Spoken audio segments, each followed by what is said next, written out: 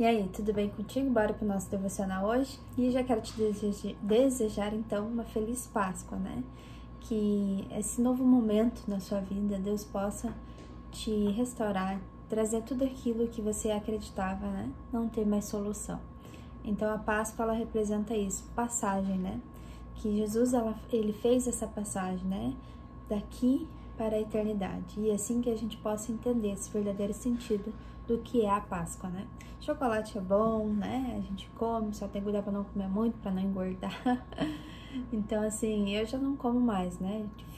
Olha, só para não dizer que não como, dificilmente, muito raramente eu como um pedaço. Mas, assim, o verdadeiro sentido da Páscoa é a passagem, né? Que Jesus fez daqui para a eternidade. E que assim a gente possamos trilhar essa passagem que ele deixou o caminho para nós, né?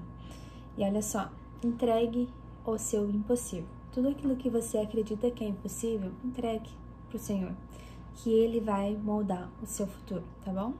Então vamos lá. Jesus disse-lhes então: a minha alma está profundamente triste, numa tristeza mortal. Fique aqui e vigiem comigo. Tá aí Mateus 26:38. Jesus falou isso para os discípulos, né? Quando ele sabia que ele ia morrer.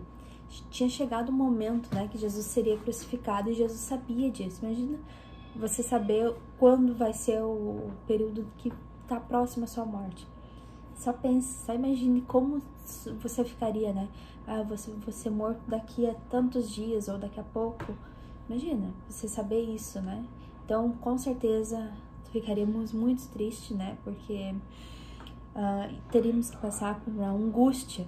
Porque é angústia, né? Quantas chicotadas Jesus levou, toda a humilhação, tudo Jesus passou, né? Por amor. Então, assim, Jesus sabia que estava chegando a hora dele. Os discípulos estavam ao lado de Jesus quando vários milagres aconteceram. Ouviram diversos ensinamentos valiosos, mas também testemunharam momentos de tristeza. Viram Jesus chorar a morte de seu amigo Lázaro e estavam ao seu lado na última ceia, sentindo toda a tensão de saber que o tempo dele em seu meio estava prestes a ter um fim. Então, os discípulos, eles vivenciaram, né, os milagres que Jesus fez, a multiplicação de pães, tudo que Jesus fez quando estava ali, né, através deles. Fizeram a última ceia, imagina ceiar com Jesus, jantar ali, né, e falar várias coisas com o nosso Senhor. E eles sabiam, né, que tinha chegado o fim, que Jesus iria morrer. Então, assim, no jardim de Getsêmani, onde Jesus foi orar, né? Quando a fragilidade de Jesus estava à vista de todos, acho que deve ter sido difícil presenciar esse momento. Eu acho que deve ter sido mesmo difícil, né? Eu acho, não tenho certeza. Por quê? Porque nem eu disse ali, né? Imagina nós sabemos que daqui a pouco a gente vai morrer. Que daqui a pouco a gente vai enfrentar tamanha dor, né? Então, não deve ter sido fácil.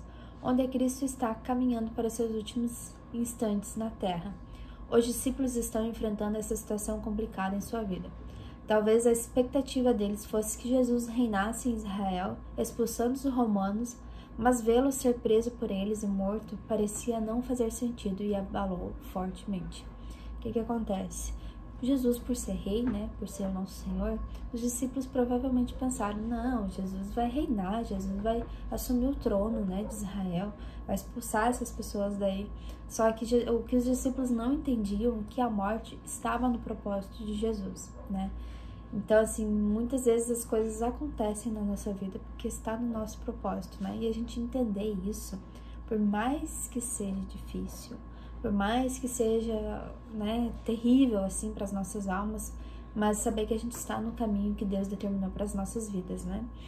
Então, assim, mas a gente não precisa mais morrer, né? Porque Jesus, ele já pagou esse preço por nós. Então, assim, mas se tiver que morrer por amor ao Senhor, vamos adiante, né? Mas que não sejamos como Pedro. O que acontece? Pedro, antes de Jesus morrer, Jesus disse, né, que Pedro o negaria. Né?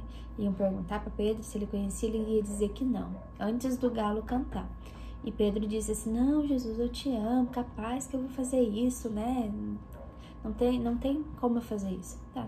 Chegou a ressurreição, chegou a morte de Jesus, o que aconteceu? Pedro negou Jesus 3 vezes antes que o galo cantou. Então, quantas vezes você tem negado ao Senhor na sua vida?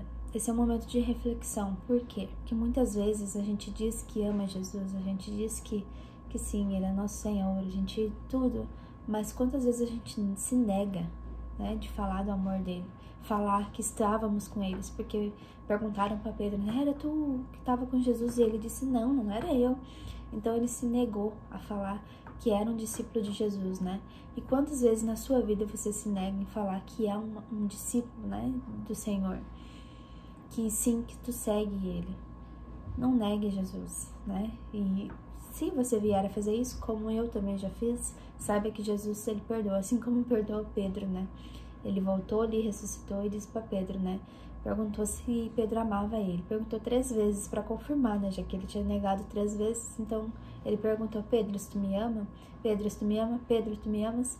Então, Pedro disse, sim, mestre, eu te amo. Daí ele disse sim, então vai e cuida das minhas ovelhas, né? Que era para Pedro fazer isso. Era um propósito na vida de Pedro. Então, que a gente seja, né? Assim, por mais que a nossa carne pecaminosa negue ao Senhor, saiba que Ele perdoa. Mas coloque isso no seu coração. Ame ao Senhor de todo o seu coração. Que você não vai mais negar Ele, tá bom? Então, assim, talvez em alguns momentos você tenha vivido situações em que esperava que fosse um pesadelo apenas. Tem momentos da nossa vida que, nossa, a gente se encontra no meio de um furacão, numa tempestade, né? Que você olha para um lado, olha para o outro, é tudo dificuldade. É assim, é um momento que você não gostaria de estar vivendo. Parece que era um pesadelo, né? Parece que você não quer estar ali, sabe? Mas esses momentos também é necessários nas nossas vidas, né? Só que a gente ter fé em meio a esses momentos é o que faz a diferença. Lembro de uma passagem também que os discípulos estavam indo, né? E Jesus estava dormindo no barco. E começou a tempestade. Começou, né? Assim, as nuvens no meio do mar. Imagina, se no normal, né? Uma tempestade é ruim, imagina no meio do mar, que as ondas vêm em um barco, né? Então, assim, eu imagino uma situação da noite, né? Onde entra água para dentro do bar. E Jesus lá, bem tranquilo, dormindo, zen, né? E os discípulos, meu Deus, mestre, chamaram Jesus. E Jesus acalmou, né, a tempestade, aquietou o mar. E Jesus virou para eles e perguntou, cadê a fé de vocês? Né? Porque vocês não acreditam, vocês não fazem nada, né? Então, cadê a nossa fé? E acreditar que tudo vai se acalmar, que tudo vai passar, entende? Que tudo vai voltar à bonança, né? Tudo vai se alinhar novamente. Então, a gente precisa ter fé, esperar, entender esse momento, que é uma tempestade sim, mas pelo poder, né, que é no nome de Jesus, a gente pode declarar calmaria para as nossas vidas, que é o que nós precisamos buscar, né, calmaria em meio à tempestade, que seja, né? Então, vamos adiante. Nessas condições, não podemos permitir que o desespero tome conta e nos leve a decisões precipitadas. É uma palavra que eu escutei hoje, né, que a gente tomar decisões precipitadas faz com que outras coisas aconteçam, que toda ação gera um resultado, né? Então, que outras coisas aconteçam que a gente não gostaria que acontecesse, né? Que nem aconteceu na passagem de Ruth, que o marido dela foi, né, para uma outra terra estrangeira e levou eles. Ele tomou uma decisão precipitada. E aí ele acabou morrendo depois, né? E daí Ruth ficou viúva. O que acontece? Naquele tempo, ficar viúva era, assim, terrível, porque a mulher não trabalhava, a mulher não tinha esse posicionamento todo que ela tem hoje, né? Então, assim, ficar viúva naquele tempo era algo, assim, desastroso, né? E Ruth ficou, mas mesmo assim ela disse, né, pra sogra dela, aonde tu for eu irei, aonde tu andares eu também andarei. O teu Deus será o meu Deus. Então ela seguiu firme com a sogra dela. O que acontece? Muitas vezes a gente tomar decisões precipitadas faz com que a gente traga mais sofrimento para as nossas vidas. Então tenha fé, espere a tempestade passar, que tudo vai voltar ao normal, né? Tudo vai se acalmar. Mas que você passe por esse momento, mas não entendendo que vai acontecer tudo bom de novo, não, mas que você passou por uma tempestade e enfrentou ela, né? Que você resistiu naquele momento, que você teve fé no Senhor, que você acreditou que Jesus estava no barco. apesar dele estar dormindo, né? Digamos assim, apesar de ele não fazer nada. Que é esse o sentido dessa passagem, né? Ah, Jesus está ali dormindo, não está fazendo nada, né? É o que os discípulos enxergaram. Mas assim, saiba que Jesus, ele está ali. E é para nós ter fé, né? Então assim, nessas condições, não podemos permitir que o desespero tome conta e nos leve a decisões precipitadas, como eu falei ali, né? Como ocorreu com Pedro, o qual, ao prender a Jesus, cortou a orelha do servo do sumo sacerdote. O que acontece? Pedro, gente, olha, às vezes eu me identifico muito com Pedro, né? Com o discípulo de Jesus, porque Pedro, ele pensava, ele ia lá, agia, né? Ele ia lá e ia azar, depois a gente vê o que dá. Então, o que acontece? Hoje eu já sou mais equilibrada, assim, né? Já penso mais. Mas Pedro não pensou, os capatazes vieram pegar Jesus, eu vou cortar a orelha desse cara aqui, né? Já vou ir com a espada. E até Jesus falou, né? Quem com espada fere, com espada será ferido. Então, não é esse o propósito, né? Tanto que Jesus pegou a orelha daquele cara e botou ela no lugar de novo, né? Grudou a orelha. Porque Jesus tinha poder para tudo, né? Ele tinha esse acesso com o Pai. Então, todos os milagres que ele fazia era porque ele estava com o Pai. Então, assim, Jesus disse que não era para Pedro fazer isso, né? Então, Pedro entendeu que não deveria agir precipitadamente, né?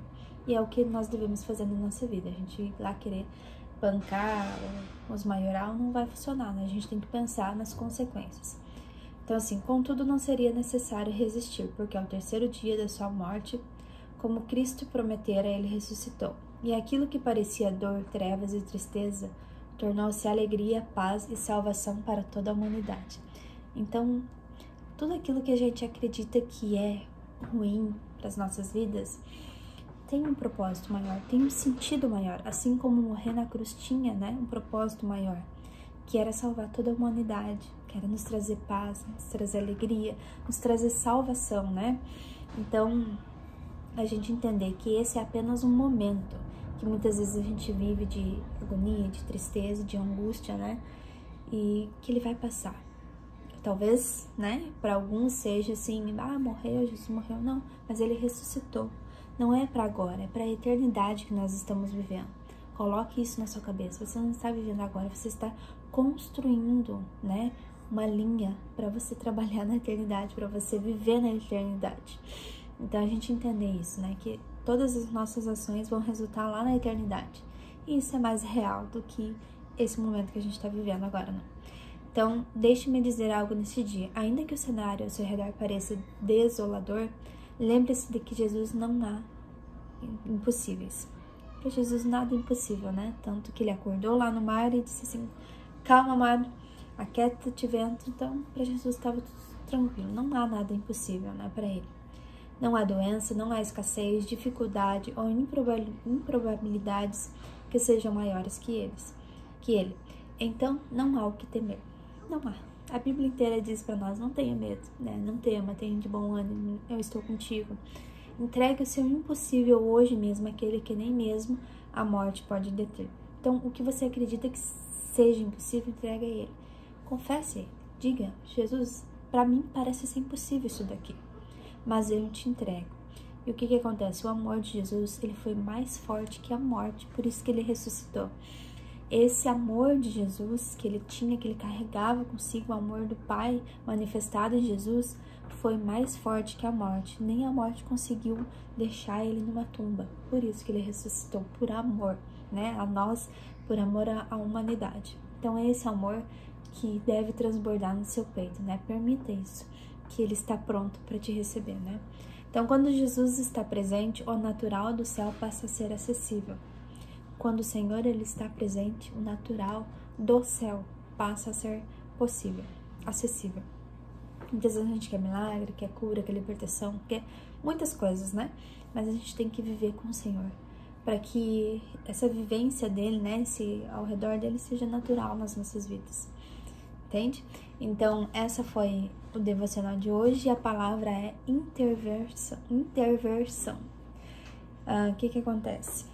A gente não se precipitar nas coisas, a gente entregar todo o impossível para Deus, ele vai vir e vai intervir nas nossas vidas. A gente tá vivendo nosso mundinho ali, né? mas quando a gente abre para Jesus fazer parte, o que era impossível para nós é impossível para Deus. O que há impossível para o Senhor? Não há nada. Se foi Ele que criou todas essas coisas, né? Pelo poder da palavra.